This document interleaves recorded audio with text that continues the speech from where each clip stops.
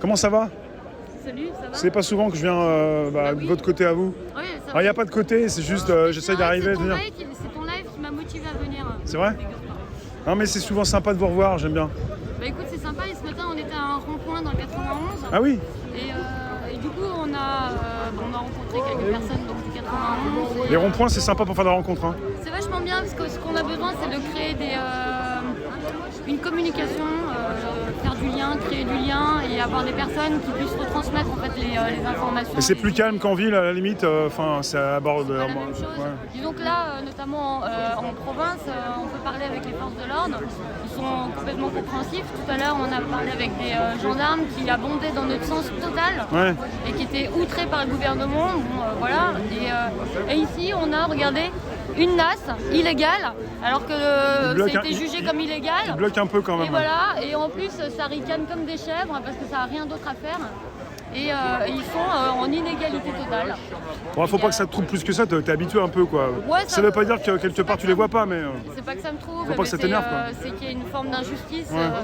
Regarde, il y a un mois de ça, il y avait une manifestation, il y avait 10 000 personnes, il n'y avait aucune force de l'ordre. Et là, on a 200 gilets jaunes d'âge Même pas, moyen, ouais. 50 ans. Et regardez le dispositif. Voilà où passe l'argent du contribuable. Et c'est inadmissible. Quand on voit des mecs comme ça qui sont payés à rien foutre, les mecs, alors qu'il y a des criminels en col blanc qui détruisent des vies de toutes les heures. Et ces gens-là, ils évoluent en toute impunité. Donc c'est ça qui est révoltant. Ouais. Mais bon, en tout cas, la bonne nouvelle, c'est que le 14, tout le monde a reçu l'appel et tout le monde sera présent. Donc j'en dis pas plus, mais pour les connaisseurs... En tout cas, il y a une manif déclarée déjà.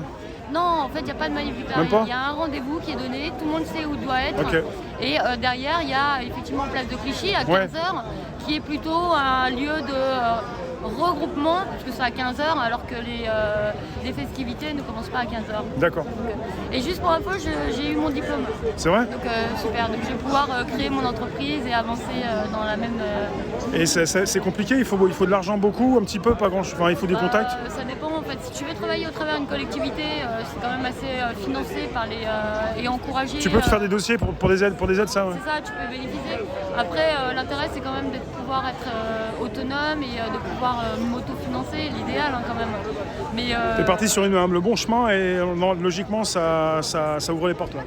ça peut ouvrir les portes. Néanmoins, là, avec la réforme de la PAC, avec l'hostilité complètement assumée du gouvernement sur tous les projets résilients, les projets écologiques et les projets d'alternatives, quand on voit le traitement qui est réservé à tous ces gens qui défendent ces causes-là, on voit bien qu'on a un gouvernement complètement farouche à tout ce qui est vivant et protection du vivant. Faut se battre, même s'il y a peut-être des aides, faut se battre en fait, c'est pas simple. C'est ça, donc moi j'attends la chute du régime, parce que c'est pas un gouvernement, c'est un régime. Ouais. J'attends 2022 avec hâte et j'espère qu'à partir de 2022 on aura une alternative pour faire une bifurcation totale, anticapitaliste et tournée vers l'humain et le respect du vivant. Parce que quand on parle de la 6e extinction de l'espèce, c'est pas des mots vains.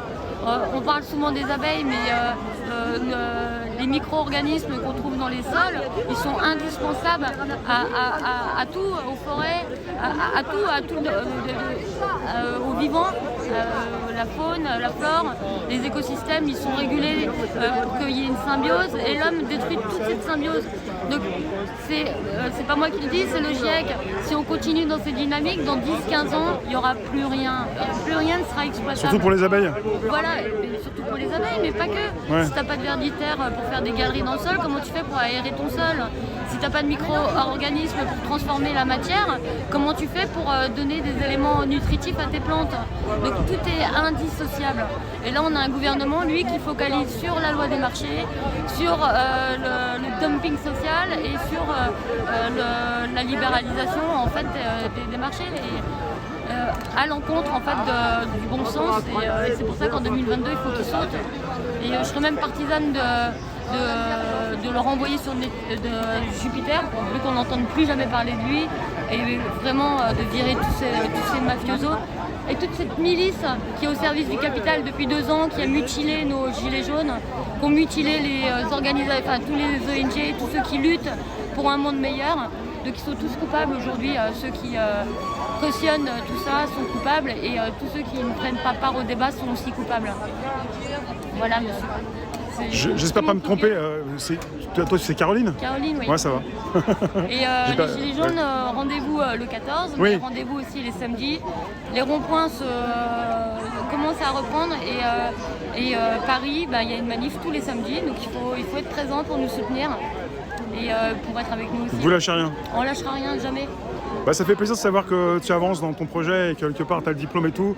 Donc tu perds pas de temps. Mon projet, c'est pas un projet perso.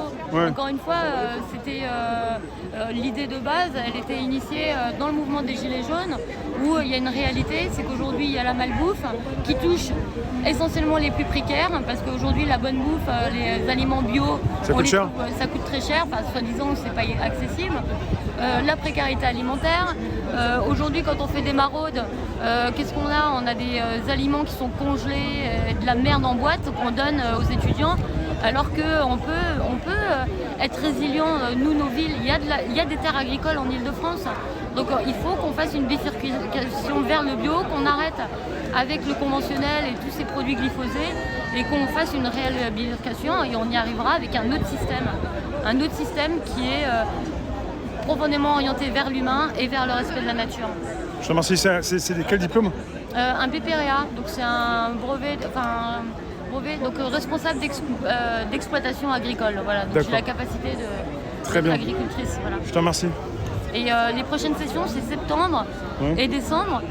Et j'invite vraiment tout le monde à faire cette formation qui ouvre la porte pour construire des éco-villages, pour construire une autre société plus résiliente et essayer de trouver des coopérations entre nous parce qu'il y a matière à construire quelque chose et en dehors du système. Et pourquoi pas développer les monnaies locales qui sont axées vers ce sont des monnaies vertueuses qui promeuvent ce qui respecte l'environnement, qui promeut et qui en fait boycotte l'argent, l'euro. Et donc, donc c'est un circuit vertueux. Et pourquoi pas développer ça aussi chez les Gilets jaunes pour suivre en fait, la vie. Merci Caroline. Pas de rien. Hein. À bientôt. À bientôt, ça marche. Merci toi aussi. Merci à toi. Bon, je sais pas ce qui se passe, je suis encore sur Facebook.